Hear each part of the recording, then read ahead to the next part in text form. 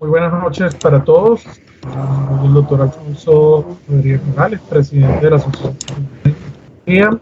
Es para mí un gusto presentar el conversatorio que tendremos el de vacunación contra el SARS-CoV-2 en niños y niñas, qué tan importante y seguro es, la experiencia en Chile. Y para eso vamos a tener 3 conferencistas, de los cuales voy a presentar primero que nada a nuestro invitado especial, el doctor Miguel O'Ryan Gallardo, quien es profesor titular del programa de microbiología y micología de la Facultad de Medicina de la Universidad de Chile en Santiago. Además, miembro del Consejo de Vacunación para el Ministerio de Ciencia y Tecnología de Chile, miembro también del Consejo de la Sociedad Internacional de Enfermedades Infecciosas, entre otros aspectos muy importantes a destacar del doctor O'Ryan. Bienvenido, doctor O'Ryan.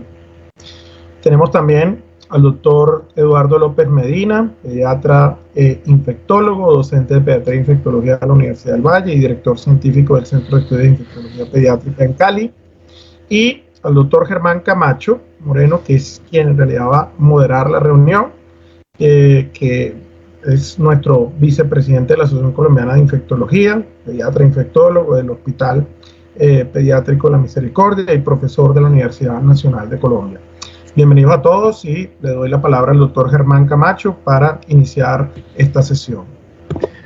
Muchas gracias, Alfonso, por la presentación. Muy buenas noches a todos, bienvenidos.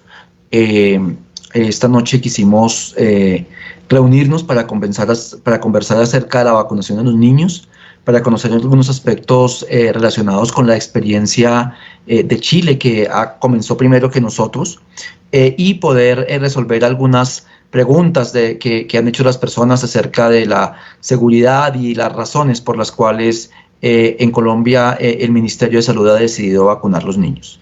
Entonces, sin más preámbulo, quiero darle la palabra, como Alfonso presentaba, a nuestro invitado especial, a quien agradezco muchísimo que nos haya podido acompañar. Es para nosotros un honor tener hoy al doctor Miguel O'Ryan. Entonces, doctor O'Ryan, lo queremos preguntarle, ¿cómo ha sido el proceso para que Chile iniciara a vacunar a los niños y qué argumentos se tuvieron en cuenta para esa decisión? Y pues cómo ha sido la experiencia de Chile con este proceso de la vacunación. Muchas gracias, doctor. Muchísimas gracias, Germán. Muchas gracias, Alfonso. Muy buenas noches.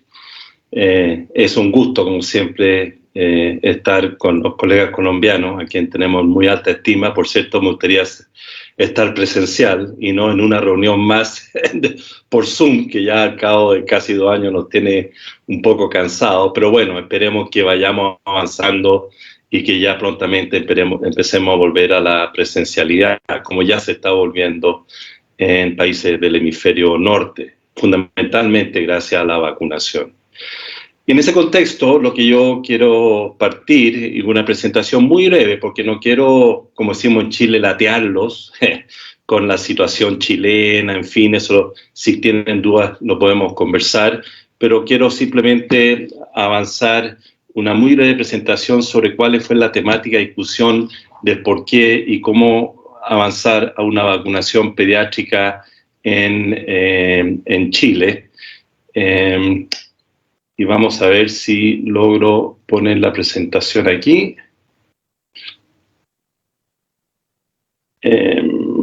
No sé qué pasó ahí. ¿Se ve algo?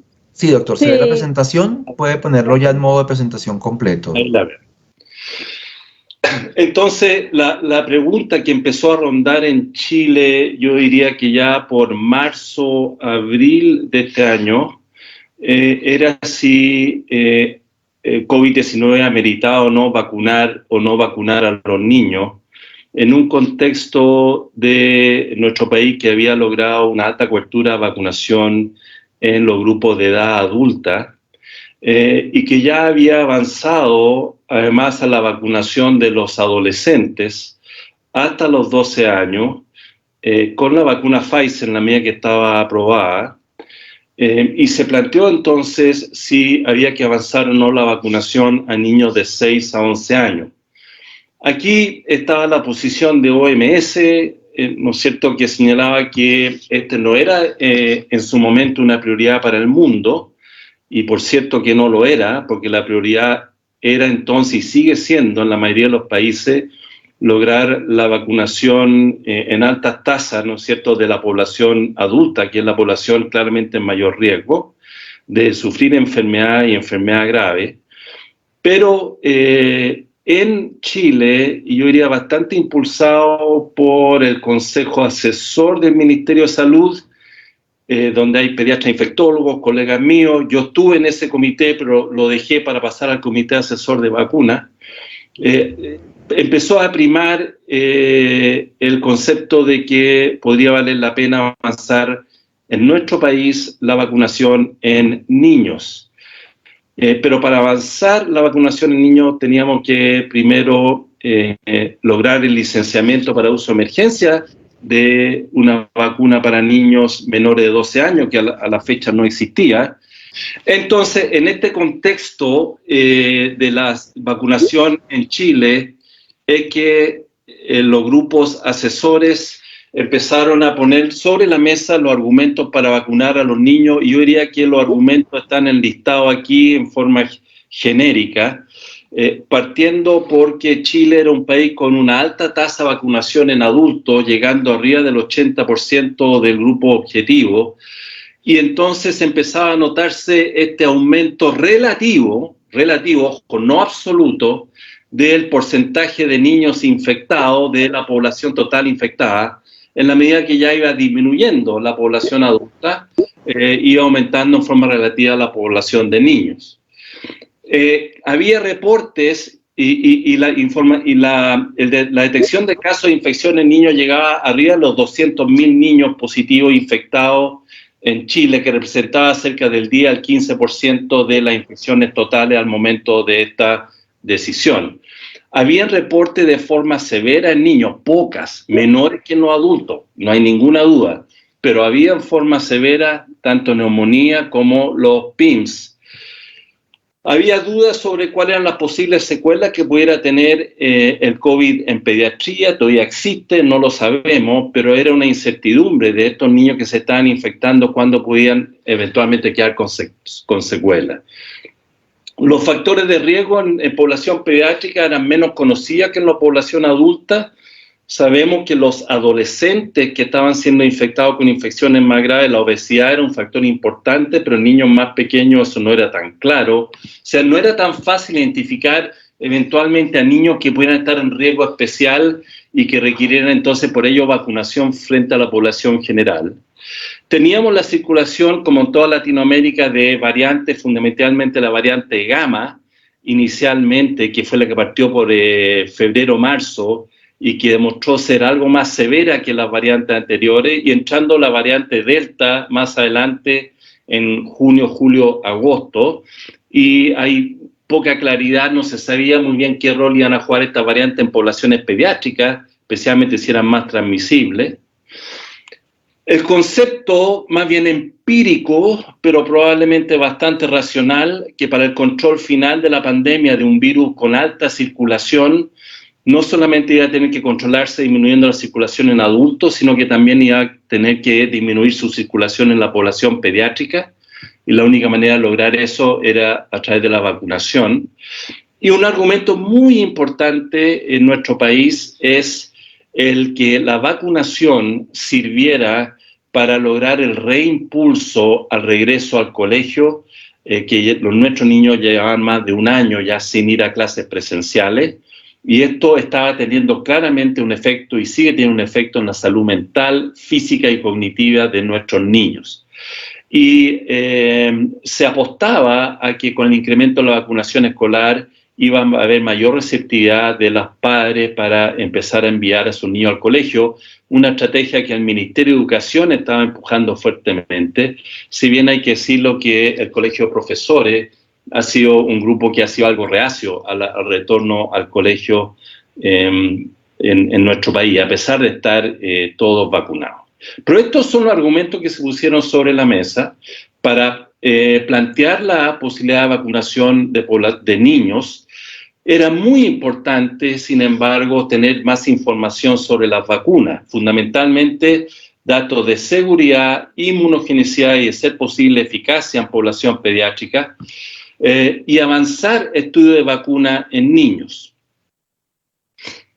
Basado en eso, la evidencia que tomó, por un lado, el comité que asesoró al Instituto de Salud Pública para dar la licencia o el permiso de uso en población de niños, que en Chile fue, ojo, arriba de 6 años de edad, se basó en la información disponible, que partía con la noticia negativa del rechazo de Anvisa Brasil, que es un organismo que en Chile se mira bastante por su seriedad, que rechazó la aprobación del uso de la vacuna CoronaVac en niños, que iba a ser la vacuna fundamental de la estrategia para nuestro país, ya que no había aprobación de Pfizer ni AstraZeneca para niños menores de 12 años. Tampoco la había para CoronaVac, pero había mucha experiencia en el uso de vacuna CoronaVac en adultos en nuestro país. Cerca del 70-75% de la vacunación en adultos ha sido con CoronaVac. Y había disponibilidad de información con la cual no contó Anvisa aparentemente al momento de hacer su rechazo, que incluía datos de seguridad, inmunogenicidad y eficacia. Los datos que fueron presentados al comité que permitió el licenciamiento para población pediátrica para emergencia fue el estudio publicado fase 1-2 en Lancet ID, de niños entre 3 y 17 años, cerca de 540 niños. No es un gran número para ver seguridad, pero daba la prueba de concepto general que la vacuna parecía segura. Un estudio fase 2B, que aún no está publicado, que son otros 500 niños, que reforzaban los datos del estudio publicado en Lancet. Y muy importante fue un reporte presentado por la autoridad china, que es un registro de eventos adversos asociados a vacuna, parecido al VAERS de Estados Unidos, que presentaba información de 63 millones de dosis administradas a niños de 3 a 17 años, involucrando a cerca de 40 millones de niños, que mostraba una muy baja incidencia de efectos adversos severos, alrededor de 1.200 en estos 63 millones de dosis, y la verdad es que ninguno fatal claramente relacionado con la vacunación. Estos fueron los datos que tuvo la Comisión a la vista para aprobar la vacuna para uso en niños arriba de 6 años desde el punto de vista de seguridad. Este es el estudio publicado en el Lancet ID, el que es más conocido, y que básicamente muestra que los eventos adversos fue semejante entre los grupos que recibieron las diferentes dosis en población pediátrica y el grupo placebo. No vamos a ir al detalle de ver los estudios. Este es el informe de seguridad que se llama el AF Analysis Report para la población entre 3 y 17 años, con estos cerca de 40 millones de niños. Esto no es una publicación científica, es un reporte oficial que viene desde China y que fue utilizado también por el comité. Junto con ello estaban los estudios de inmunogenicidad, que muestran una muy buena respuesta inmune en niños, no es de extrañar, tanto en estas mismas publicaciones de fase 1-2 publicadas en el Lancet, como el estudio que presentaron de seguridad, y un estudio comparador también que presentaron de respuesta inmune de adultos versus adultos mayores y versus niños. Estos datos no están publicados, pero fueron presentados al grupo que aprobó la vacuna. Ese grupo consignó que los datos en niños menores de 6 años eran más escasos. La gran mayoría de los datos eran arriba de 6 años, y eso fue uno de los motivos por el cual el grupo aprobó la vacuna para 6 años para arriba. Y aprobó la vacuna, pero con instrucciones de mantener una estricta farmacovigilancia, monitorear datos de eficacia, y hay un estudio de eficacia que se está realizando en Chile en este momento con alrededor de 4.000 niños, en paralelo con la vacunación que implementó la autoridad sanitaria, lo cual ha complejizado un poco este estudio de eficacia, pero para obtener datos más robustos, prospectivo de la eficacia vacunal en niños de 6 años para arriba. Y obviamente está todavía la pregunta abierta: ¿cuál es la duración de la respuesta inmune? No lo sabemos. Con esto en mente y con la recomendación del otro comité que asesora a la autoridad sanitaria, que es el Consejo Asesor de Vacunas e Inmunizaciones, del cual yo fui parte durante muchos años, pero no lo soy ahora, es que se aprobó la estrategia de vacunación en edades descendentes, así como fue en adultos, también en población pediátrica, en días de vacunación, partiendo con niños con comorbilidades en septiembre, pero para avanzar rápidamente a niños sin comorbilidades a partir de septiembre, octubre y a la fecha de hoy, en noviembre, que la campaña de vacunación sigue activamente. Y esto es, con esta información, es cómo estamos al día de hoy. Esta es la información obtenida de la página oficial, de una de las tantas páginas oficiales de vacunación que tenemos en el país, que es bastante exacta, muestra la vacunación al día de ayer, que para una población total objetivo de 3 millones de niños entre 6 y 18 años, se ha avanzado al 82% con la primera dosis, cerca del 60% con la segunda dosis. En los niños de 12 a 17 años se ha usado Pfizer o CoronaVac, ya que estaba aprobada para niños de 12 años para arriba. Para niños de 6 a 11 años solamente la vacuna CoronaVac. Vean ustedes cómo con niños de 12 a 17 años estamos arriba de 80% con las 2 dosis. Y para niños de 6 a 11 años, que partió más tarde, tenemos menos tiempo, se está esperando los periodos entre una y otra vacuna.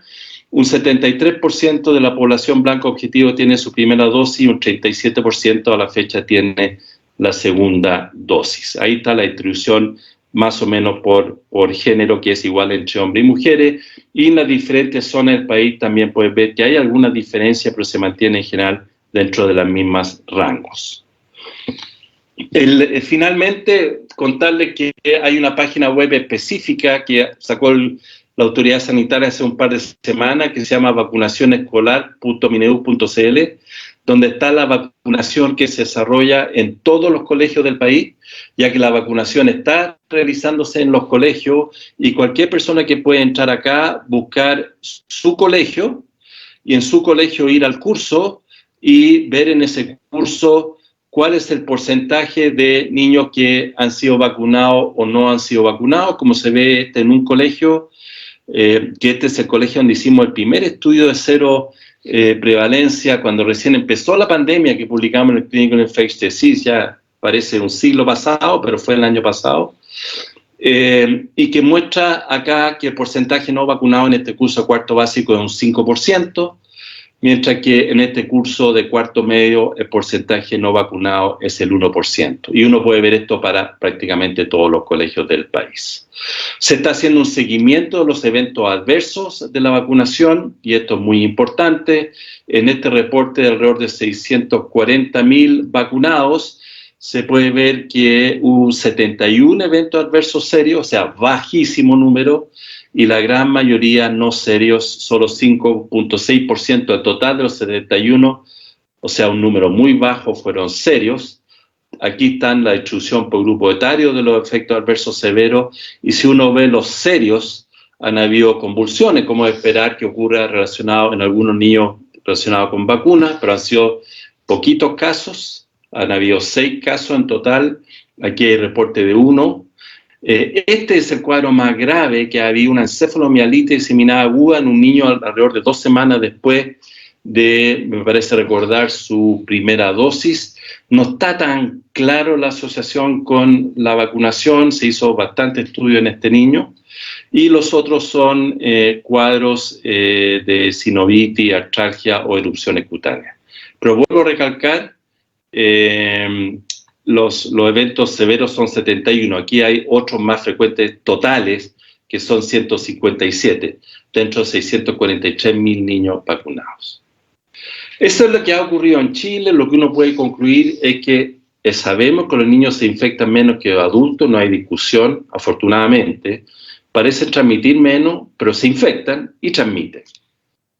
Y el rol de las variantes, especialmente si las variantes son más transmisibles, como pasa con Delta, y en la medida que la población adulta está vacunada, permite suponer que nuestros niños van a irse infectando. Los adolescentes son los que tienen mayor rol en el contagio y transmisión, más que los niños pequeños. La vacuna ha mostrado ser segura y eficaz en este grupo. Hay pendientes todavía. ¿Qué pasa con la coadministración con nuestras vacunas? ¿Cuánto va a durar la inmunidad?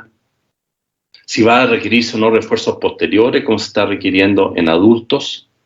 Ha habido un buen inicio de la vacunación en niños a la fecha, cada vez más estudios en vacunación en niños, y la verdad es que el mundo está avanzando probablemente a la estrategia de vacunación en niños en aquellos países que han logrado avanzar en poblaciones adultas. Los niños comenzaron ya la vacunación, se los mostré, se va a mantener el monitoreo, las coberturas y se va a seguir evaluando la seguridad. Ha habido un buen avance y los datos en nuestro país consideramos que son satisfactorios a la fecha. Eso es lo que le quería presentar muy rápido y someramente para después obviamente dejar espacio para la discusión.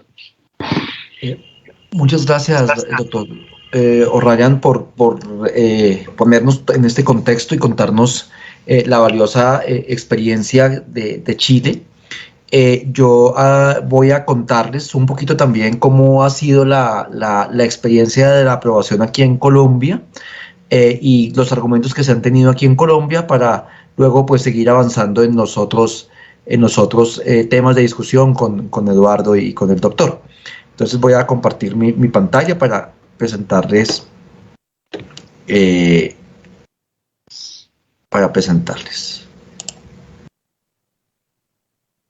Vamos a ver si se puede.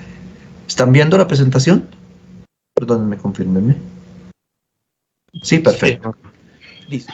Entonces, en Colombia la situación también fue similar a lo que se ha comentado en Chile. Quiero contarles pues a todas las personas asistentes que esta discusión es una discusión que se ha tenido en este momento en todos los lugares del mundo de si vacunar o no vacunar los niños, y obviamente hay argumentos como en toda discusión a favor y en contra, y la decisión de inclinar la balanza hacia uno o hacia otro lado pues depende de las consideraciones y la situación propia de cada uno de los países y obviamente de la valoración que hagan quienes toman decisiones, que en el caso de Colombia el ministerio es quien toma la decisión a favor pues de la salud pública. Entonces, a favor de la vacunación, pues hay algunos argumentos como los que ya expresaba el doctor O'Ryan, la protección que las vacunas brindan contra el COVID severo, contra las posibilidades de variantes, contra la prevención del síndrome inflamatorio multisistémico, contra el long COVID, desde el punto de vista individual. Pero también en contra se argumenta, y vamos a discutir un poco lo que hay aquí, los datos que tenemos aquí en Colombia, de que generalmente el COVID-19 es leve en los niños, es leve cuando lo comparan con los adultos, pues que probablemente los adultos son la prioridad. Hay países donde la vacunación en los adultos está muy atrasada y probablemente, y estamos totalmente de acuerdo, ellos han sido los primeros vacunados y ya hace más de 9 meses en Colombia arrancamos precisamente con la vacunación en los adultos. Un riesgo pues teórico como con cualquier vacuna de que puedan haber efectos adversos. Que como en todas estas vacunas de COVID, la seguridad a largo plazo pues es desconocida, lo es tanto para los niños como para los adultos, aunque hay más evidencia cada vez más de la seguridad de las vacunas y también de la seguridad a largo plazo, pero pues por supuesto no hay estudios de 5 años porque la pandemia lleva 2, también a favor se hablaba de cómo las vacunas pueden ayudar a contribuir a reducir la transmisión comunitaria, a evitar cuarentenas y hacer que todo vuelva como a la estabilidad económica prepandémica. Pero algunas personas también argumentan que hay escasa vacunación, que puede impactar sobre las vacunaciones de rutina, que alguna proporción importante de la población ya está inmunizada y obviamente los costos. Entonces, teniendo en cuenta todo este balance, fue el balance que se hizo. Entonces, es importante recordar que el consenso colombiano para la atención del SARS-CoV-2 en instituciones en salud, que lidera la Asociación Colombiana de Infectología y que ha estado compuesto por muchísimas sociedades científicas, hemos venido trabajando durante estos 2 años en decidir y estudiar todas estas cosas nuevas de la pandemia. Todos fuimos aprendiendo y hemos ido aprendiendo. Aquí nadie es experto en COVID porque es que todos aprendemos todos los días del COVID. Y el consenso ha tenido una gran fortaleza en la manera en cómo ha podido analizar la evidencia y ha podido tener la multidisciplinaridad necesaria. Entonces, el ministerio hizo el análisis y nos preguntó al consenso la opinión acerca de nosotros, de la discusión, y allí se dio la discusión. Pertenecen, como les digo, muchas sociedades científicas. En esta decisión, digamos, jugaron un papel muy importante la SIN, la Sociedad Colombiana de Pediatría, y la Asociación Colombiana de Inmunología, pero y se valoraron todas las evidencias para decidir como sociedades científicas acompañar y recomendar la vacunación en los niños, como lo estamos haciendo. Entonces, muy brevemente, la proporción de niños cuando se comparan en los adultos en muchos países del mundo puede oscilar desde el 3%, hay países que no tienen casi niños, hasta el 13%. En Colombia, durante toda la pandemia, ha estado oscilando entre un 5, 7 y 8%. ¿Eso qué quiere decir? Que por cada 100 enfermos de COVID, 8 son niños y 92 son adultos. Pero cuando uno lo mira en proporción, dice, no, pues bueno, es que es el 8%. Pero cuando uno lo mira en números absolutos, hemos tenido en Colombia menores de 18 años, 436.219 menores de 18 años enfermos, con 8.370 hospitalizados, que equivalen al 2% de los que se infectan, también una proporción menor cuando se compara con los adultos, ¿sí? Pero no necesariamente que no sea eso significativo. 1.448 niños han ido a cuidado intensivo, que equivale al 0.33%, y ha habido 586 niños fallecidos, de los cuales 254 se consideran atribuibles a la infección por COVID. O sea, el COVID sí afecta y sí mata a los niños, algunos con comorbilidades, pero también hemos tenido casos de niños sanos. Y aquí vemos cómo el comportamiento de hospitalizaciones ha sido similar y paralelo a los datos epidemiológicos y a los picos que se han presentado en adultos, 8.370 niños y 1.448 niños en cuidado intensivo. Estas diapositivas son cortesía del doctor Pablo Vázquez, quien desde el comienzo de la pandemia nos ha apoyado a todos los pediatras y a todos los infectólogos pediatras, consolidando la información del Instituto Nacional de Salud. Lo pueden seguir en Twitter. Pablo es profesor también de la Universidad Nacional, él es pediatra intensivista y ha sido muy valiosa esta información consolidada. Y aquí vemos la mortalidad. Al 6 de noviembre había 254 niños fallecidos por el COVID y 363 niños que habían fallecido por COVID, que habían fallecido teniendo COVID, pero que no se habían muerto por el COVID. Y cuando tomamos la población de 3 a 11 años, que es, digamos, la población objeto de la discusión más importante en este momento y la quien se abrió la vacunación, vemos que han habido 175.304 niños, de los cuales 2.099 han sido hospitalizados, más o menos el 2%, 180 niños en UCI y 138 niños fallecidos. Estos datos, como les digo, son los datos consolidados al 6 de noviembre. Entonces, la primera premisa es, si bien el COVID es menos severo en los niños que en los adultos, no quiere decir que no sea importante. Y el otro dato es importante, es que no podemos quedarnos solo en la comparación de los niños con los adultos, porque entonces, porque a los adultos les dé más grave, en los niños no es importante, y a los niños tenemos que compararlos con otras enfermedades que afectan a los niños. Y vemos, por ejemplo, datos del Sistema de Vigilancia de Estados Unidos, y ya les presento también algunos datos de Colombia, donde la incidencia, por ejemplo, de COVID en niños de 5 a 17 años es de 11.4 por 100.000 niños, y de varicela estamos hablando que la incidencia es de 4 a 13 por 100.000 niños, otra enfermedad común para la cual vacunamos, o de hepatitis A, otra enfermedad común para la cual vacunamos, o de influenza, que la incidencia de influenza puede estar entre 20 y 41 por 100.000 niños, datos similares a los datos que tenemos. Y cuando miramos en mortalidad, por ejemplo, en Estados Unidos, 185 niños a este corte habían fallecido, cuando anualmente también fallecen alrededor de 110 niños de influenza, datos muy similares, y 50 niños, por ejemplo, con varicela, que son otras enfermedades inmunoprevenibles. Y aquí vemos, por ejemplo, también en Estados Unidos cómo En niños de 5 a 11 años habían fallecido 66 niños por COVID, cuando habían fallecido 20 por rotavirus, 17 por rubeola, 16 por varicela, 8 por meningococo y 3 por hepatitis A. Y para todas las otras enfermedades tenemos vacuna. Y estos estamos hablando de datos de la época prevacunal. Y para terminar, la idea que estoy expresando, tomé como ejemplo los datos de la varicela en Colombia. La varicela es una enfermedad que todos conocemos como una enfermedad muy frecuente, que todos los pediatras pedíamos desde hace muchos años que vacunación contra varicela, que sabíamos que era una enfermedad que potencialmente puede ser letal. Si tomamos el periodo de los reportes del año 2013 a 2014, antes de la vacunación contra varicela que comenzó en 2015, y tomamos el corte de 1 a 14 años, porque obviamente con los datos publicados no pude tomar el corte de 3 a 11 años, entonces fuimos largos, 11 a 14 años. En esos 2 años hubo 112.497 casos de varicela. Cuando tomamos los niños con COVID del 2020 al 2021, de 3 a 11 años, hubo 175.304 casos de niños con COVID, más frecuente que la varicela. Total de hospitalizaciones, en varicela hubo 969 niños hospitalizados con varicela y 15 niños fallecidos por varicela, el 0.8%, y 0.000012% la incidencia, la tasa de letalidad. En COVID tuvimos 2.099 niños, que equivalen al 1.2%, y 139 fallecidos.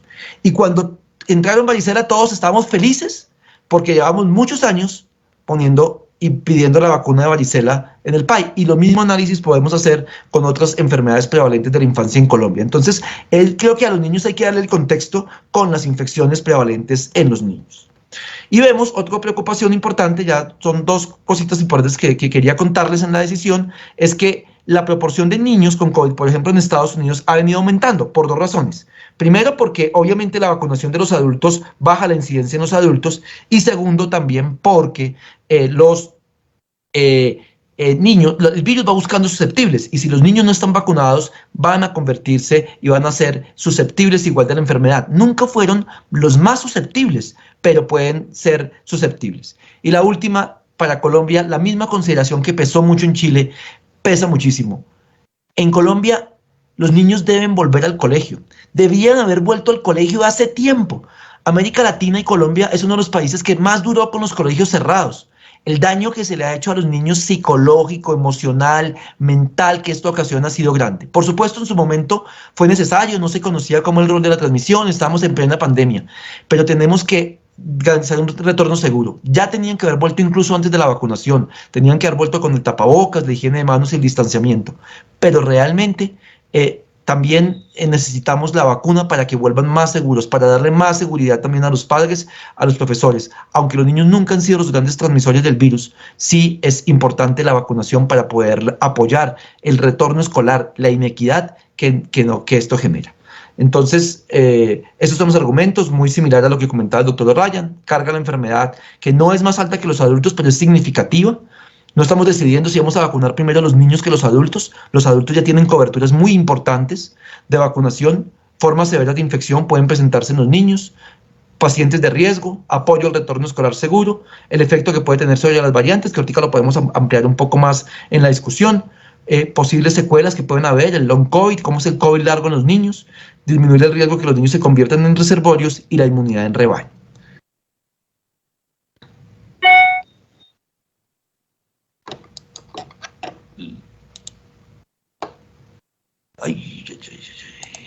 Listo.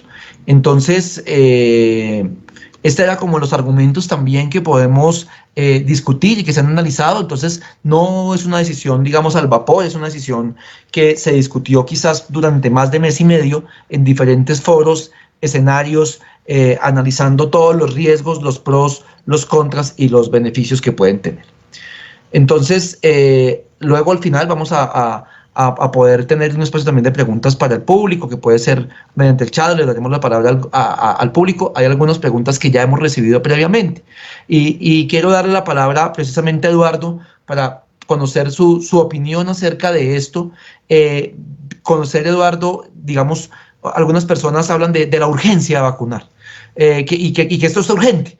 Y que no es una emergencia vacunar a los niños, o que no es una urgencia. El término urgente y de emergente es es bien complejo de analizar, pero digamos, ¿cuál sería el momento oportuno de vacunar a los niños en lo que tú consideras y en lo que se ha revisado? ¿Y qué nos puedes comentar, Eduardo, de la seguridad? Ya el doctor Raya nos comentaba algo de la seguridad en Chile, digamos, de los análisis de seguridad de este tipo de plataformas de Sinovac y también un poco de las de ARN. Bueno, Germán, muchas gracias. Muchas gracias a ti, a la CIN por la invitación, a Miguel por acompañarnos. Últimamente a Miguel lo estamos molestando mucho. Miguel, prometemos no molestarte más por al menos, no sé, 1 o 2 semanas. Pero de verdad, muchas gracias y a todos los que están conectados. Yo pienso que hay muchos argumentos por los cuales debemos decir que urgencia, realmente urgencia para salir corriendo y a vacunar a todos los niños sin sopesar, sin analizar, sin tener en cuenta datos, pienso que no hay.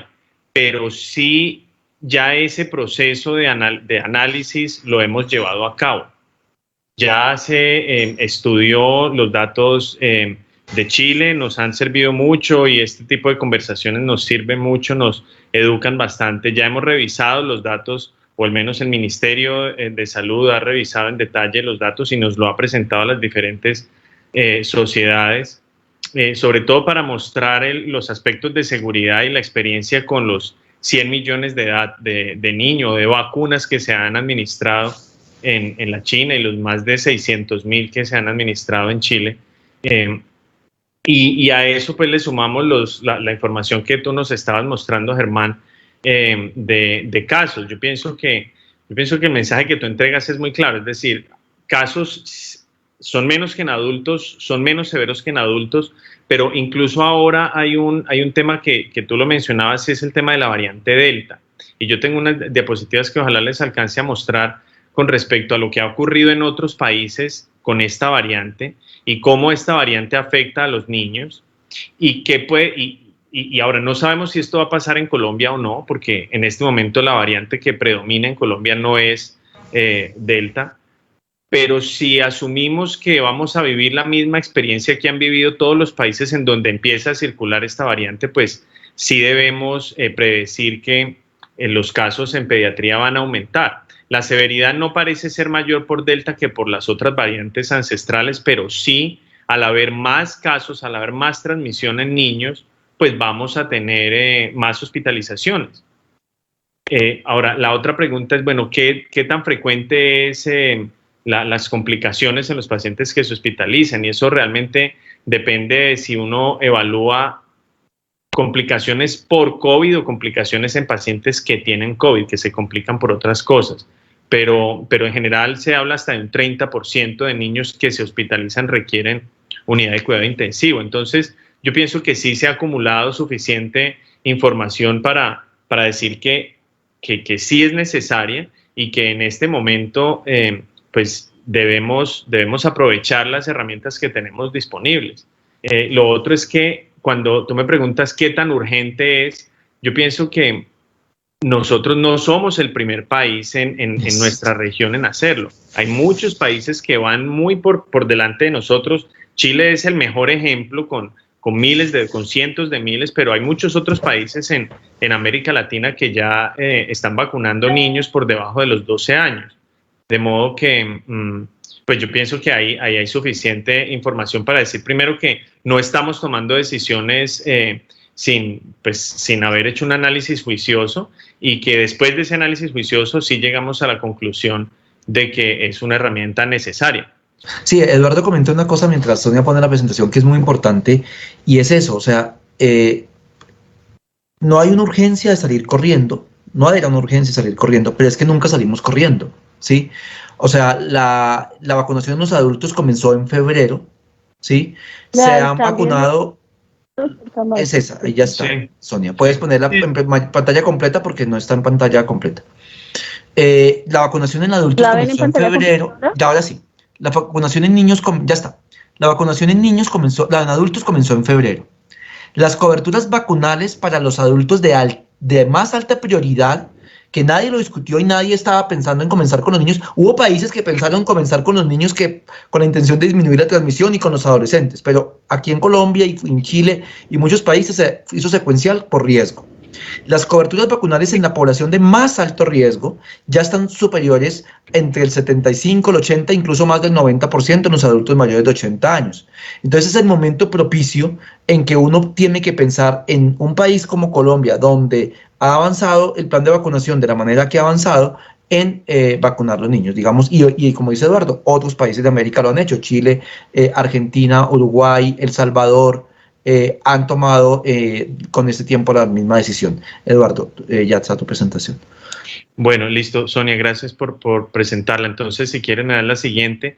Y yo lo primero que voy a mostrar aquí rápidamente es como la gravedad de la enfermedad en niños. Sabemos que es menos grave que en adultos, eso lo tenemos claro, pero también para que las personas que están conectadas, pues tampoco asuman que es que en niños no hay gravedad de la enfermedad.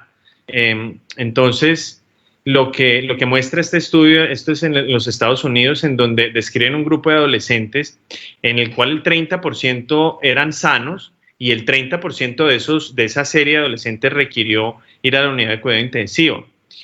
No hubo ninguna muerte, la siguiente, pero es interesante ver cómo comparan. Ahí en esta gráfica, las líneas punteadas es lo que ocurre con la influenza, es las hospitalizaciones por influenza en los años anteriores, y la comparan con lo que ocurre en el COVID en la línea continua. En la siguiente vemos cómo esa carga de enfermedad y esas hospitalizaciones por COVID son realmente mucho más altas que lo que ha ocurrido históricamente con influenza. Ahora, esto es en adolescentes, pero en la siguiente, Sonia, vemos lo que ocurre específicamente en niños de 5 a 11 años. La primera columna son los datos de influenza en niños de 5 a 11 años, de nuevo desde el 2017 hasta el 20, y la de la derecha son los casos de COVID.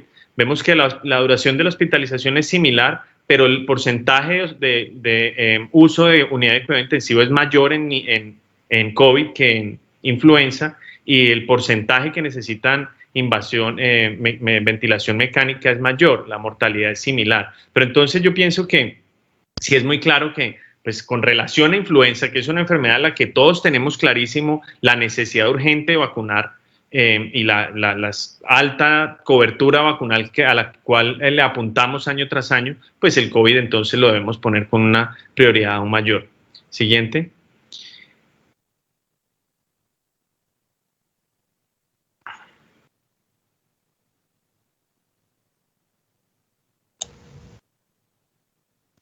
Y esta es otra gráfica, otra tabla que a mí me llamó mucho la atención. Esto es en los Estados Unidos, estos son datos de la CDC, pero cómo ubican al COVID en este momento como una de las principales causas de muerte en niños de 5 a 11 años. Está ahí como de, no sé, de octava o algo así. De modo que, pues, sin duda, ahí como que fácilmente caemos en cuenta de su relevancia. La siguiente. Pasan lento, ¿eh?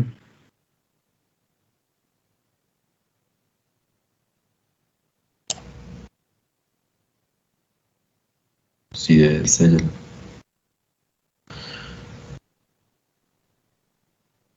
Bueno, en la siguiente diapositiva yo les hablo de SIMSTAG mientras pasa.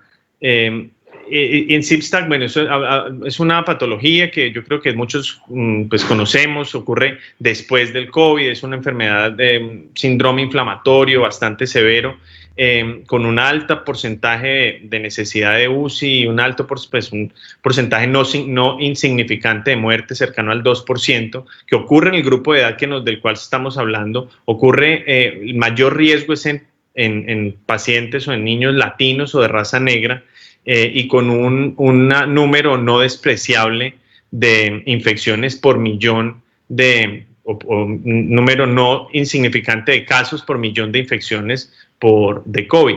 Entonces, pues esta es una pregunta que existe. No estoy diciendo que la vacunación contra el COVID nos vaya a prevenir el SIMSTAG, realmente no lo sabemos, pero sí se sabe que el SIMSTAT ocurre después de COVID, vamos a prevenir esta patología, pues es probable que sí nos ayude a prevenir este desenlace tan desafortunado. Y en la siguiente vemos lo que tú mencionabas, Germán, el post-COVID, el síndrome post-COVID en niños, que sí se sabe que ocurre en niños. Parece ser menos frecuente que en adultos, pero datos del Reino Unido nos muestran que cerca del 8% de los niños con COVID-19 presentan síntomas persistentes, síntomas que son similares a los de los adultos, con cefalea, con fatiga, insomnia, dificultad para concentrarse, y que tienen alto impacto, anda hundiendo la siguiente, Sonia, y que tienen alto impacto en la calidad de vida de un niño,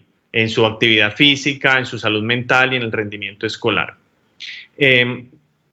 Y la siguiente gráfica, entonces, esos primeros como introducción, mostrando que realmente no es insignificante la carga de enfermedad en niños desde el punto de vista de severidad y de complicaciones y de secuelas. Y de ahora en adelante, las siguientes diapositivas es para hablar de número de casos. Entonces, ahí vemos lo que ocurría digamos, el primer pico. Los datos en pediatría son los amarillos. Y vemos que en el primer pico, como el concepto que todos tenemos, ocurre de una forma muy inusual en pediatría, y sí, así era en el primer pico, enero, febrero de este año, pero vemos en el segundo pico lo que ocurre, probablemente asociado a esta variable delta, y si miran en el box negro, ven que la mayor tasa de incidencia por 100.000 personas es en niños. Es en niños, en adolescentes de 16 a 17 años, 368 por 100.000, pero de 12 a 15 años e incluso de 5 a 11 años, con 308 por 100.000, es mayor que cualquier otro grupo de edad. Entonces, sin duda, pues ahí hay dame la siguiente, Sonia. Entonces, ahí hay un dato importante. Y en la siguiente gráfica, pues cuando salga, vamos a ver cómo a través del tiempo, hay una barra azul abajo que nos muestra lo que ocurre en niños, la barra azul oscura y la barra azul clara, y es claro cómo a través del tiempo pues ha aumentado el porcentaje.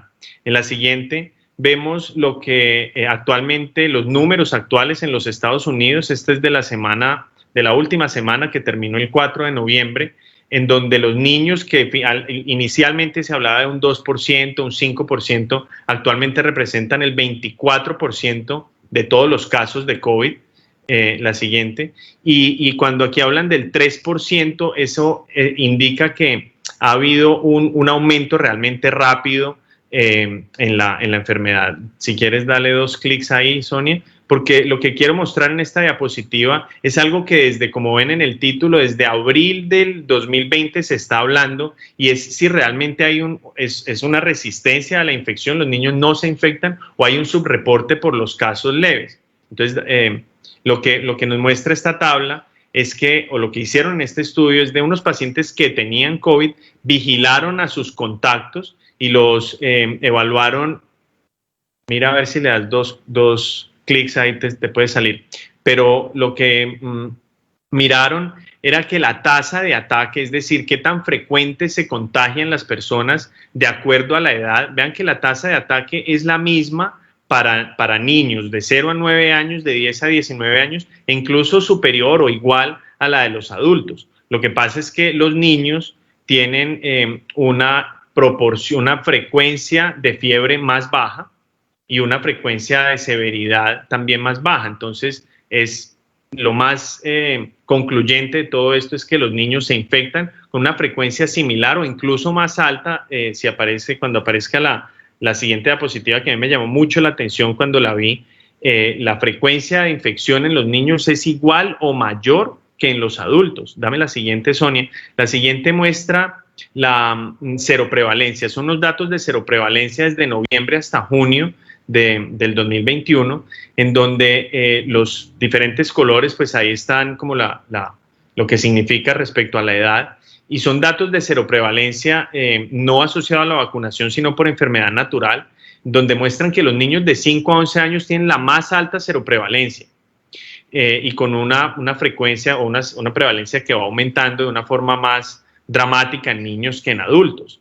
Entonces, el último punto ahí en azul es que el número de infecciones por cada caso reportado en la población general es 2.4, es decir, probablemente si estos datos son reales, hay 2.4 más infecciones de las que realmente se reportan, pero en niños de 0 a 17 años es 6.2 veces más frecuente la infección de lo que se reporta. Y la siguiente diapositiva son datos de hospitalizaciones de acuerdo a los diferentes grupos de edad. Entonces, ahí pues mientras aparece lo que llama la atención es que en los niños de 0 a 4 años e incluso de 5 a 11 años, vean cómo desde que empieza a circular la variante Delta, es la mayor frecuencia, la mayor tasa de hospitalización de toda la pandemia. Entonces, entonces aquí les quería compartir en la siguiente un artículo que habla de la susceptibilidad de acuerdo a la edad de la variante Delta. Y lo primero que muestra la gráfica de la izquierda es cómo la azul es la variante Delta, pues se sabe que esto es en Corea, aumenta digamos, es la variante predominante, y cómo actualmente, si vemos en la gráfica de la derecha, es el 100% o casi el 100%, 80-90% de las infecciones ocurren por esta variante. La siguiente, y si quieres darle 2 clics ahí, Sonia, para no demorarnos más, pero en esta lo que vemos, esta gráfica me parece muy importante, y es lo que es una relación en la delta versus predelta de acuerdo a la edad. Entonces, el eje de las Y nos indica si, por ejemplo, es 1, quiere decir que no hay una diferencia en la frecuencia o en la susceptibilidad del paciente de tener variante Delta versus la variante que circulaba antes, y en el eje de las X son la edad. Entonces, vean que desde los 50 años realmente no hay una mayor susceptibilidad a tener infecciones por la variante Delta, pero si ven en la parte más izquierda de la gráfica, vean que los niños desde 15 años, los niños de 5 años, realmente pues que nos están interesando y la razón por la cual estamos teniendo esta discusión, tienen una susceptibilidad casi 2 veces mayor a tener infecciones por la variante Delta en comparación con la que tenían en la variante pre-Delta. Estos son datos realmente muy interesantes y son secundarios o son resultado de un modelo de predicción que hicieron en el Asia. En las 2 siguientes diapositivas, y si quiere darle 2 veces clics rápidamente, pero es para mostrar lo mismo, cómo la hospitalización en niños de 0 a 4 años ha aumentado 10 veces una vez que empieza a circular esta variante. Y la siguiente, vemos lo que está ocurriendo en Colombia con esta variante, mostrando que si bien aún no es la variante que está circulando en forma predominante, la variante Delta se ve en este color como crema, a ver si cuando aparezca, es un color crema que simplemente lo que van a ver es cómo va aumentando a través del tiempo de una forma lenta pero sostenida, y pues esta como la que está en color, pues no tengo el señalador, pero en color como crema, como un amarillo claro, y sí es fácil ver como antes al principio no existía, no estaba circulando y ahora ya ocupa un porcentaje importante. Ya veremos qué va a pasar, es imposible determinarlo, al menos pues todavía no lo sabemos, pero probablemente va a circular de una forma importante. La siguiente nos muestra datos de efectividad de vacunas inactivadas. Estos son datos en la China, en Guangdong, pero lo que muestran en este estudio, la mayoría de las vacunas que están aplicadas es Sinovac de Coronavac, y vean cómo la protección en la primera, segunda, cuarta columna, la eficacia vacunal es de el 77% contra neumonía en los pacientes completamente vacunados y del 100% contra enfermedad severa y crítica en los pacientes completamente vacunados. Son datos de efectividad, no de eficacia. Y dame la siguiente, por favor, las 2, dale 2 clics o 3 o varios, porque es la misma, pero es evaluar el rol de la edad en la capacidad de transmisión, porque yo pienso que eso es algo también que es muy importante para la decisión que hemos tomado de incluir niños y de vacunar niños. ¿Qué tanto infectan los niños?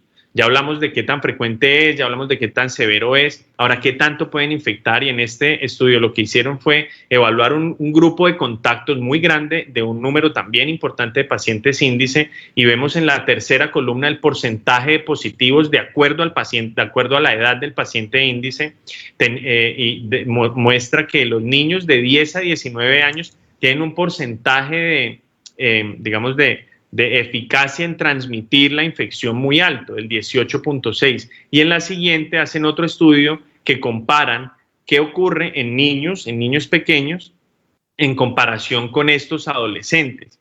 Hacen un estudio similar en donde evalúan de algunos pacientes índices cuántas transmisiones secundarias aparecían.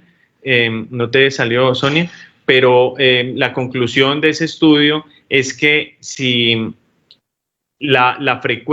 el riesgo, la capacidad del niño de 0 a 3 o de 4 a 8 de transmitir la infección es aún mayor que el adolescente de 14 a 17 años. Entonces yo pienso que esta capacidad de transmisión aún no es clara. Hay muchos estudios que contradicen que está en la pantalla. Hay unos estudios que dicen el niño no transmite bien, y eso pues lo hemos repetido muchas veces en diferentes simposios, pero sin embargo la duda está, el adolescente sí transmite, y parece que el niño aún, si bien no es el transmisor más efectivo, sí es capaz de transmitir. Entonces, bueno, eso era todo lo que les quería compartir, simplemente como para complementar un poco la pregunta y lo que tú presentabas, Germán. Yo creo que ahí puedes dejar de compartir, Sonia. Y las otras diapositivas son de backup en caso que las necesitemos. Muchas gracias, Eduardo. Pues vamos a tener los últimos 20 minutos para atender algunas preguntas que nos han hecho la gente. Algunas, muy amablemente, el doctor Ryan ha estado respondiendo en el chat, lo cual le agradezco mucho, pero hay algunas de esas que están en el chat que creo que es muy importante que todos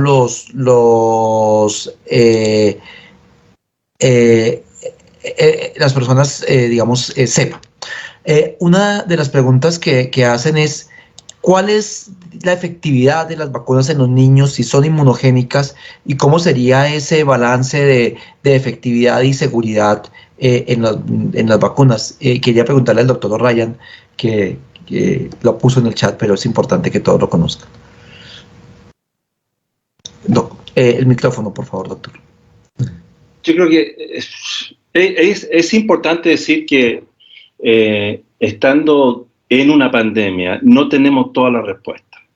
Y esto es diferente a lo que ha sido, ¿no es cierto?, generalmente la opción de una nueva vacuna, en donde antes de avanzar se obtenía bastante más información para tomar la decisión. Pero la situación de pandemia obviamente cambia y hay que tomar decisiones basadas en informaciones que no son completas, pero tiene que ser suficiente. Y suficiente es lo que finalmente los expertos, los que analizan, miran toda esta información y finalmente hacen la propuesta de avanzar o no con vacunación.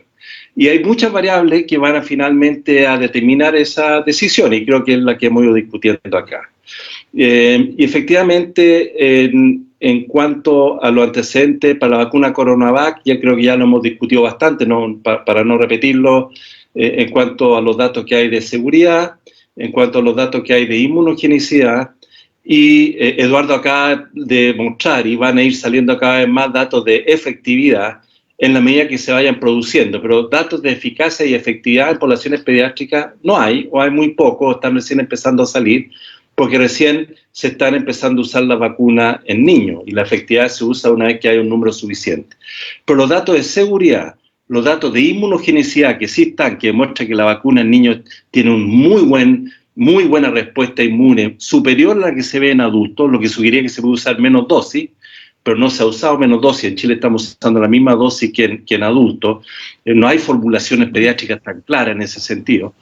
Permiten suponer muy razonablemente que va a mostrar al menos el perfil de efectividad que se ha mostrado en la población adulta, que para Sinovac, con 2 dosis, entre un 50-60% para disminuir infección, entre un 80-85% para disminuir ingreso a UCI, y alrededor de un 85% va a disminuir fallecidos. No hay pocas razones para pensar de que no vaya a ser al menos esos valores, pero lo importante es que hagamos esos estudios de efectividad en la medida que estamos aplicando las vacunas y podamos proveer entonces información que pueda ayudar a contestar esas preguntas en la medida que van pasando los meses. Muchas gracias, doctor. Hay una pregunta en el chat que es, digamos, varias personas lo preguntan de la diferente manera y quieren conocer la opinión tanto de Eduardo como la mía como la del doctor de la vacunación en los niños de 3 a 5 años o de 3 a 6 años. Digamos, a diferencia de Chile, Colombia la está aplicando desde los 3 años y en Chile es de los 6. Entonces las personas preguntan por qué esa diferencia, si hay algo que soporte la vacunación en los niños de 3 a 6 años. ¿Qué opinas, Eduardo? Yo también tengo una opinión y el doctor Ryan que nos cuente por qué inicialmente con 6 y qué piensan o si piensan ampliar a 3 en algún momento. Sí, yo pienso que la razón por la cual el ministerio decidió empezar desde los 3 años tiene que ver con los datos que se le presentaron, con los datos que están disponibles desde China. Los datos que la empresa Sinovac compartió son datos muy robustos.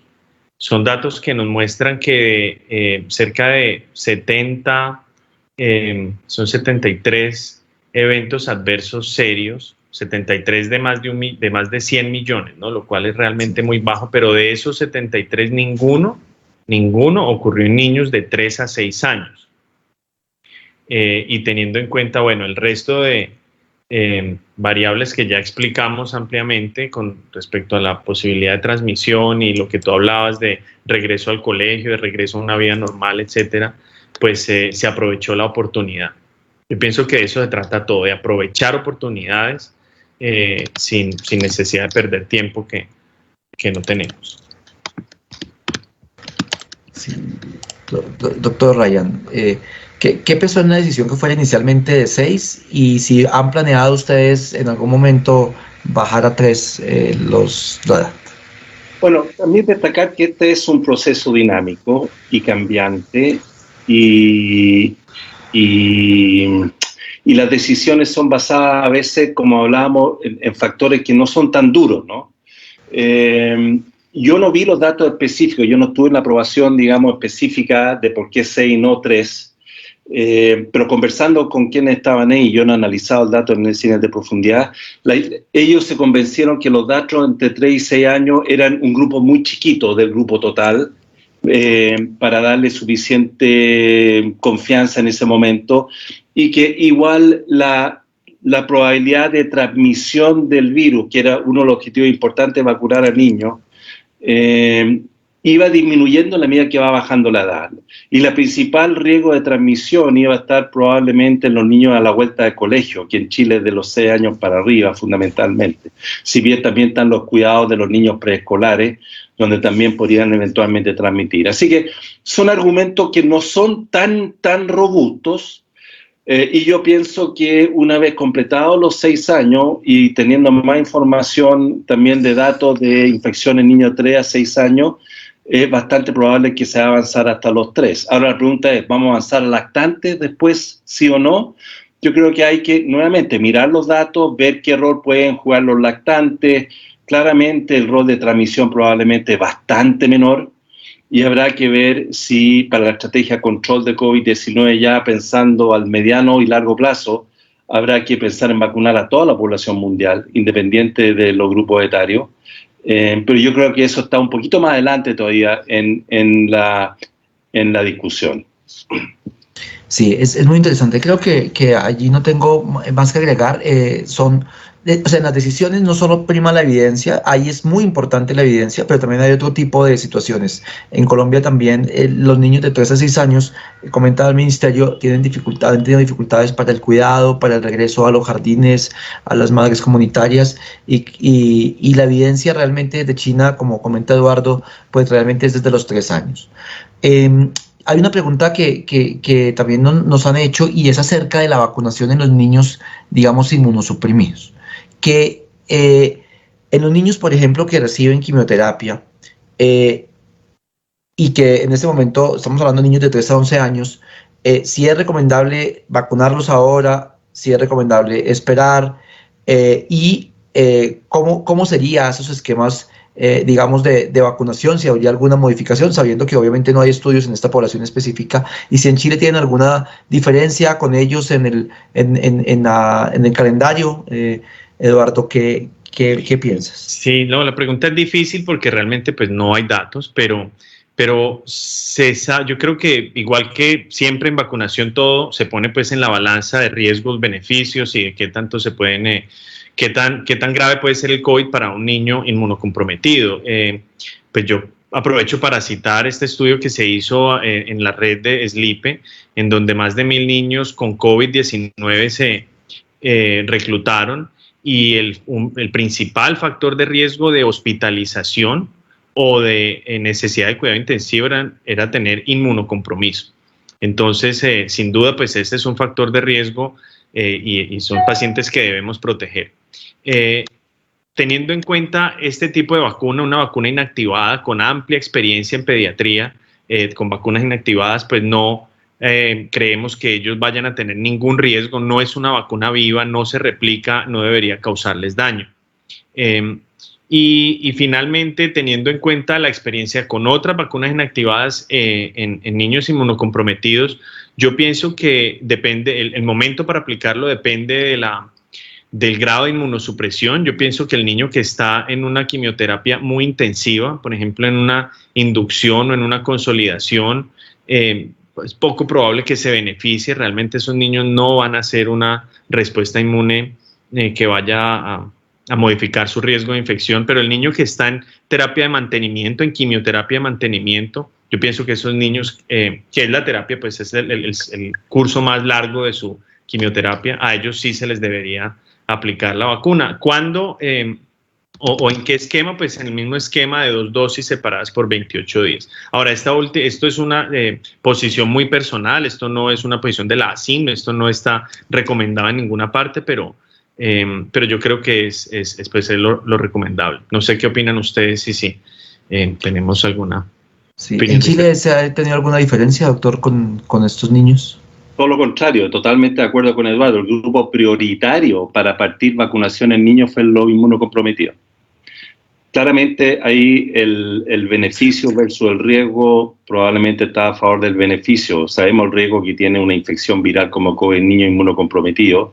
Y Eduardo lo ha dicho muy bien, y esto hay que ser muy claro. Estas son vacunas o inactivadas o mRNA. No hay virus atenuado, no hay virus vivo. La principal razón para no usar vacuna en niños inmunocomprometidos es no usar un virus atenuado o virus vivo o bacteria atenuada que pudiera en un niño inmunocomprometido producir una infección. Y son, sin embargo, los niños que están en mayor riesgo, obviamente, de sufrir una infección grave por el virus propiamente tal. Así que en Chile fueron los grupos prioritarios iniciales, como vieron en el calendario que puse, niños con factores de riesgo inmunocomprometidos fueron los primeros en ser vacunados. De acuerdo. Nosotros también, digamos, al interior del grupo en la Misericordia nos hemos hecho la pregunta y la respuesta es la misma. Los niños de más alto riesgo son los niños inmunosuprimidos. Nosotros en Colombia arrancamos de una vez a vacunar todos los niños. La mayoría de los grupos etarios fueron arrancando primero factores de riesgo, se fue ampliando a toda la población, pero en este momento el avance del plan de vacunación pues permitió que se arrancara de una vez a vacunar tanto los inmunosuprimidos como los niños que no tienen comorbilidades. Y en relación específicamente a los niños de quimioterapia, porque sé que están algunas personas de la Asociación Colombiana de Oncomatología Pediátrica, algunos doctores, algunos oncomatólogos amigos, es muy importante. Yo creo que se deben vacunar. El esquema es el mismo por ahora, 2 dosis con 0 a 28 días. Tendrá que considerarse probablemente una tercera dosis, al igual que en los adultos. En Colombia ya hay, digamos, norma, y la norma no distingue de edad, pero digamos, vamos despacito y vamos primero con las 2 primeras dosis. Y la idea es buscar el momento óptimo de ponerla, que probablemente sea en un momento de mantenimiento, no en el momento pues que está en la quimioterapia intensiva. Y también se puede vacunar después de terminar la quimioterapia sin ningún problema. Creo que estas son de las vacunas que uno puede poner durante la quimioterapia sin problema. Y también incluso en los pacientes que pueden estar pretrasplante, aunque no están inmunosuprimidos severos, también sería conveniente vacunarlos con las 2 dosis y el tiempo pues que tiene ahora al momento del trasplante lo permite, porque estoy totalmente de acuerdo con Eduardo que obviamente en un momento de inmunosupresión severa pues la respuesta va a ser leve y probablemente requieran más refuerzos y más cosas en el futuro, pero lo iremos viendo. Hay otra pregunta que también el doctor ha respondido en el chat, pero también es una pregunta reiterativa y es Coronavac versus Pfizer. Nosotros en Colombia en este momento arrancamos con Coronavac por razones programáticas, es la vacuna que está disponible y además porque es la vacuna que digamos se presentó para niños de 3 a 11 años, pero Pfizer recientemente fue aprobado por la FDA y también muy probablemente en unas semanas estará aprobada en Colombia. ¿Qué opinas, Eduardo? La gente dice, si esperamos entonces porque es que nos gusta más Pfizer o probablemente, ¿cuál es tu opinión a ese respecto? Que es una pregunta muy frecuente de los colegas y de los papás. Sí, es frecuente. Yo pienso que nos guiamos bajo la premisa número 1 en vacunología y es la mejor vacuna es la que se aplica, la mejor vacuna es la que tenemos disponible. No desaprovechar oportunidades que tanto daño nos han causado en el pasado. Entonces, yo pienso que si tenemos disponible ahora la vacuna de Coronavac, de Sinovac, aprovechemos esa oportunidad. Yo hago ahí como una publicidad de personal. Yo vacuné a mis niños menores de 11 años este fin de semana con Coronavac. Así que yo pienso que pues esa es la respuesta. La vacuna de Pfizer, de BioNTech es magnífica, también hay buenos datos de eficacia, hay buenos datos de inmunogenicidad, los datos de seguridad son con base en un estudio del New England que fue publicado el día de hoy precisamente, ahí lo tengo en mis diapositivas, pero para no pasar otra vez por el karma de presentar no lo voy a mostrar, pero realmente lo que muestra son datos de seguridad muy aceptables con eventos locales y sistémicos leves o moderados que se autorresuelven en 2 o 3 días, pero sin mucha experiencia a nivel pues ya de una población grande y por lo tanto pues no conocemos alguna otra información. Obviamente que si está disponible también no dudaría ni un segundo en utilizarla. Pero para responder tu pregunta de una forma concreta, la mejor vacuna es la que está disponible y la que se le aplica a las personas. Sí, yo también creo lo mismo, doctor Ryan. Quizá agregar, las vacunas no son todas iguales, obviamente, las plataformas son diferentes. Lo que nos ha mostrado COVID-19 es el boom realmente de las vacunas nuevas, las vacunas mRNA especialmente, la vacuna plataforma viral, de vector viral, algo más las conocíamos, pero han demostrado realmente y le han dado un lanzamiento a la vacuna mRNA que han demostrado un altísimo perfil de inmunogenicidad y de efectividad. Y eso va a impactar fuertemente la vacunología probablemente de aquí en adelante. Ahora, siempre generalmente hay lo que los americanos llaman un trade-off. Cuando una vacuna es más inmunogénica, es más efectiva, tiende a ser más reactogénica. Y uno podría decir, si bien no hay estudios head-to-head, que las vacunas, si uno tuviera que evaluar reactogenicidad y la posibilidad eventual de efectos adversos severos, raros, pero que pueden ocurrir, probablemente estaría en primer lugar la vacuna mRNA, en segundo lugar la vacuna vector viral y después la vacuna inactivada. Y eso hay que ponerlo en el tapete cuando se evalúe finalmente la vacunación de niños en donde la incidencia de infecciones graves también disminuye mucho y hay que ver el balance. Y esto, en mi opinión, la ventaja de la vacuna inactivada es su perfil de seguridad, pero menor eficacia y efectividad que la vacuna mRNA. La vacuna mRNA tiene mayor reactogenicidad, muy probablemente. Y está el tema de la miocarditis, hay que poner todo sobre la mesa, ¿no es cierto? La miocarditis, pericarditis, que ha ocurrido en algún lugar entre unos 50.000 a 70.000 vacunados más o menos, especialmente después de la segunda dosis, con la vacuna mRNA, lo cual llevó a Inglaterra a proponer una sola dosis de vacuna mRNA. Entonces, es muy importante porque estamos hablando aquí con un público que entiende, ¿no es cierto? Y sabe valorar el riesgo-beneficio, que estamos hablando de un riesgo muy bajo, pero que en algún momento va a haber que evaluarlo y ponerlo en el tapete para favorecer las decisiones de una u otra vacuna versus mayor o menor eficacia. Yo creo que para Pfizer esa discusión va a ir surgiendo, vamos a ver qué decisiones se van tomando. Es una decisión ya menos relevante, yo creo, o menos importante para Sinovac. En Chile ya llevamos, lo puse ahí en el chat, 4 millones de dosis colocadas. Yo creo que la experiencia chilena va a servir mucho. 4 millones de dosis de Sinovac en niños menores de 17 años. Hay más de 2 millones de niños vacunados. Y la experiencia ya de perfil de seguridad de la vacuna Sinovac es muy, muy alta. Ya con ese número uno se queda tranquilo. Vamos a tener que esperar lo mismo para la vacuna Pfizer en niños para ver cuál es finalmente su perfil de seguridad, que yo espero que sea bueno. De acuerdo, doctor. Ya para ir terminando, yo sé que ya en Chile ya son como las 10:30 de la noche. 2 horas más. Muchas gracias, doctor, que lo estamos trasnochando. Hay muchas personas que también han levantado la mano. Voy a darle la palabra a 3 personas, pero antes quiero responder una pregunta que está, digamos, en el chat muy frecuente y es muy puntual. En las comorbilidades. Entonces me han preguntado por asma, por alergias, por alergenos, por otras inmunosupresiones como inmunosupresión como cáncer, VIH.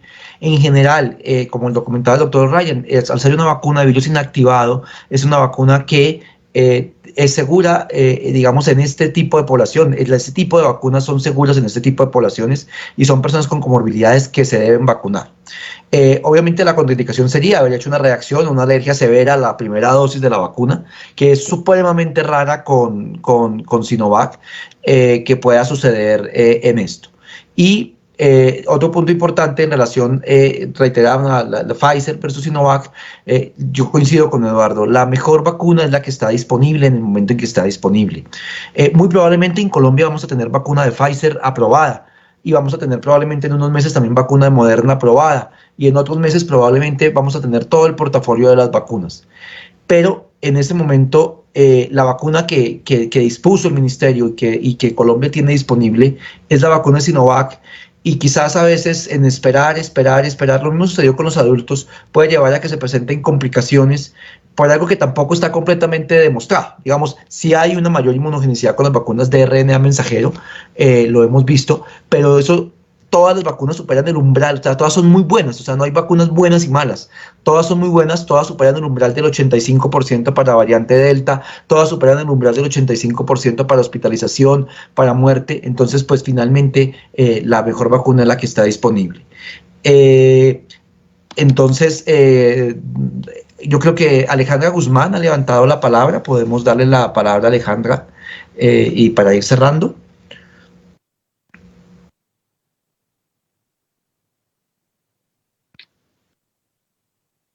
Alejandra, ya puede abrir el micrófono. Buenas noches. Buenas noches, Alejandra. Identifícate y pasa la pregunta, por favor. Gracias, mi nombre es Alejandra Guzmán. Mi pregunta es, yo quisiera saber, adultos que yo conozco, familiares y amigos, vacunados con Sinovac, les ha dado después de 3 meses hipertensión, algunos les ha dado soplos al corazón, y a las mujeres problemas en el periodo menstrual. ¿Qué puede pasarles a los niños que están en pleno desarrollo? Niños de 11 años o adolescentes. Gracias. Gracias.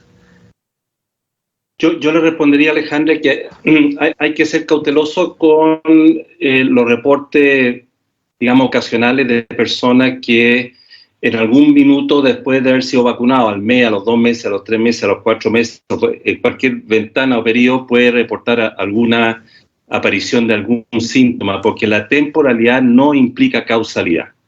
Y para eso, porque uno puede tener alteraciones de ese tipo con la vacuna o sin la vacuna, y puede ser simplemente una asociación no causal. Y para eso se hacen los grandes estudios comparativos entre vacunados y no vacunados, y aparecen muchos de los síntomas no vacunados en igual frecuencia que los vacunados y se descarta entonces la causalidad. Lo que puedo responderle es que de los estudios de seguimiento que se ha hecho para CoronaVac no hay reportes de lo que, y ya estamos hablando de millones de adultos en Chile, y ahora también en la población que mostré pediátrica, no se reporta una asociación causal clara con o alteraciones menstruales, incluso se ha planteado infertilidad, un conjunto de síntomas que no se han demostrado. Y hay que ser entonces cauteloso, especialmente yo creo el personal de salud, en estar muy atento a la información robusta que salga y saber diferenciar lo que es una asociación temporal de una asociación causal, que no son lo mismo y donde en general mucha gente se confunde en ello y entonces crea un cierto grado de temor y puede llevar a la resistencia a vacuna. Nosotros como personal médico tenemos que saber distinguir e informar a las personas qué significa una y otra. Y no hay reporte a la fecha que yo tenga noción y lo que hemos visto de lo que usted reporte. No creo que vaya a ser un problema. Y vuelvo a insistir, en Chile ya llevamos más de 2 millones de niños vacunados con la vacuna CoronaVac. De acuerdo. Aquí hay un comentario muy interesante en el chat y es que una de las razones por las cuales se soportó la vacunación en Colombia es el apoyar el retorno escolar.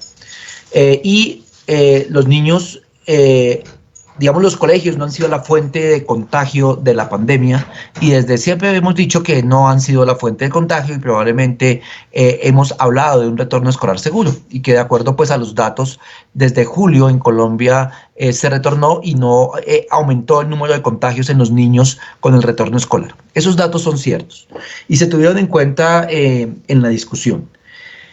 La situación que sucedió en Colombia es que pese a la orden del ministerio de regresar en julio, solo el 30% de los colegios públicos lo ha hecho, ¿sí? Y lo ha hecho probablemente por algunas razones, y una de las razones es el miedo al contagio.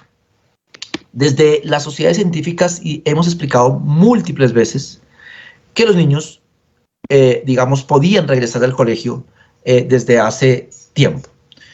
Pero el 70% de los colegios públicos no han regresado, pese a la pedagogía que se ha hecho. Y estamos en una situación en que pueden regresar, pero no los dejamos regresar porque no están vacunados. Entonces, por eso siempre hemos hablado que la vacuna no es el pilar para el retorno escolar, pero es un coayudante que junto con las otras medidas, tapabocas, higiene de manos, puede darle más seguridad tanto a los padres, algunos tampoco han mandado a los niños por el temor o porque conviven con un adulto mayor y temen que pues al estar en convivencia pueda suceder, pero la mayoría de los focos de contagios suceden en la casa y eso se dio durante toda la pandemia, pero es más que todo por eso, por la seguridad que le puede dar a los padres, el retorno, el poder enviar a los niños y también la seguridad que le puede dar a los profesores también en un entorno en que todos estén vacunados. Esa fue la consideración que se tuvo para recomendar esto, además de otras cosas. Los papás tienen que ir a trabajar, los niños se están quedando solos, maltrato infantil. Ha sido unos datos supremamente importantes como pediatras sobre el desarrollo. No sé si el doctor o Eduardo tengan algún comentario y pues vamos cerrando porque creo que ya están todas las preguntas, la mayoría de las preguntas resueltas. Listo. Bueno, hemos conversado durante 1 hora y media. Les agradezco a los más de 280 personas que estuvieron conectadas de su asistencia y también a las personas que preguntaron en el chat. El doctor Ryan muy amablemente respondió la mayoría, si no todas las preguntas que fueron haciéndose. También el doctor José Antonio Vargas, que es infectólogo pediatra de Bucaramanga, también lo vi activamente en el chat ayudándonos a responder las preguntas. Gracias, José Antonio, también por el apoyo allí brindado. Esto obviamente no se cierra en un webinar, en una sola reunión, siempre van a haber dudas de los papás, los esquemas son similares a los adultos, el tiempo que se debe esperar entre vacuna y vacuna por ahora se recomienda por lo menos 2 semanas entre, por ejemplo, las otras vacunas del calendario vacunal. Más que todo es por una situación de precaución, de que pues no hay estudios de coadministración. Presumimos, por la experiencia que tenemos y por el conocimiento, que no debería haber ningún problema en la coadministración de las vacunas, y lo mismo comenzó con los adultos. Inicialmente se recomendó, por ejemplo, influenza 15 días y ya luego se demostró que se podía coadministrar. Por ahora, la idea es esperar 15 días, priorizar la vacunación. Creo que alguien estaba preguntando, Nancy en el chat estaba preguntando que si priorizábamos influenza o COVID. Creo que en este momento está circulando más COVID que influenza. Hay que poner las 2 vacunas, pero probablemente yo ya debía haberlo vacunado contra influenza desde hace tiempo. Pero si no lo he vacunado contra influenza y ahora me acordé, pues vacunemos y a los 15 días ponemos la otra. Probablemente se pudieran en un poco corto plazo poner al tiempo, pero creo que ambas cosas. No sé si alguien tiene un comentario final. Le agradezco a Eduardo, al doctor Ryan, a Alfonso también por el espacio. Si Alfonso quiere hacer algún comentario final. No, en nombre de la asociación, de nuevo darle las gracias, muy agradecido con el doctor O'Ryan por el apoyo a esta actividad. En nombre de la asociación, de todos los miembros, le damos de nuevo toda la gratitud por su participación en las excelentes intervenciones, y por supuesto también a Germán y a Eduardo, que han estado muy activos, no solamente en esta actividad del día de hoy, han estado, como decimos a veces, al pie del cañón, respondiendo casi 24/7 ante dudas, preguntas y aclarando lo más posible. Muchísimas gracias a todos y feliz noche. Bueno, muchísimas gracias, doctor Ryan, muchas gracias, que descanse. Eduardo, muchas gracias. Gracias, amigo, hasta luego. Chao, feliz noche. Gracias a todos. Gracias, Sonia, por todo el apoyo. Y Jamie.